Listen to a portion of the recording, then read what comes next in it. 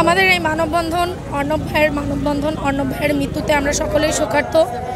আর শুধু অর্ণব ভাই না, আমাদের বিগত 4 মাসে দেখেছেন 12টি হত্যা হয়েছে, কিন্তু প্রশাসন দেখছি নীরব ভূমিকা পালন করছে। আমরা 3 দিনের আলটিমেট তাদেরকে দিয়েছি প্রশাসনকে। 3 দিনের মধ্যে যদি এই বিচারের আওতায়, খুনিদের বিচারের আওতায় না আনে, তাহলে আমরা আরও কঠিনতম সমাবেশ কর্মসূচি পালন করব। আমাদের একজন শিক্ষার্থী ভাই অর্ণব ভাই, তাকে গত পরশুদিন রাতে খুব নির্মমভাবে হত্যা করা হয়। সেই হামলার প্রতিবাদে আমরা আজকে এখানে সমবেত হয়েছি। হামলার যে বিচারের দাবিতে আমরা এখানে হাজির হয়েছি। প্রশাসন থেকে আমাদের কোনো প্রকার কোনো পদক্ষেপই দেখছি না।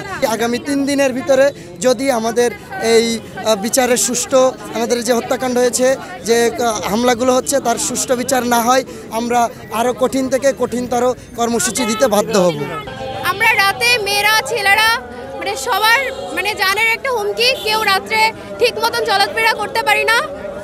আমরা চাই প্রশাসন যেন এই দিকটা দেখে এবং আমার ভাইয়ের বিচার করে। আমার ভাই মারা গেছে, কিন্তু আমার ভাইয়ের খুনিরা কেন রাস্তায়, তাদের কেন এখনো বিচার হয় নাই? গত 4 মাসে এই প্রিয় খুলনা শহরে 12টি খুন হয়েছে এবং আমরা দেখেছি যে খুলনা শহরের আসলে করুণ আর্তনাদ ঘটেছে।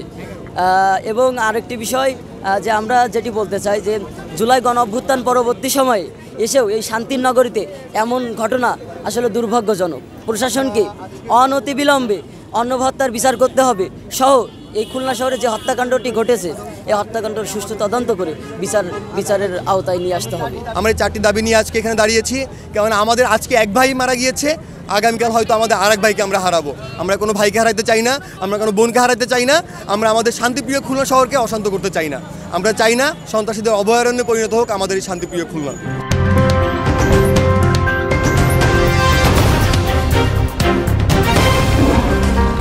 Voice of Tiger.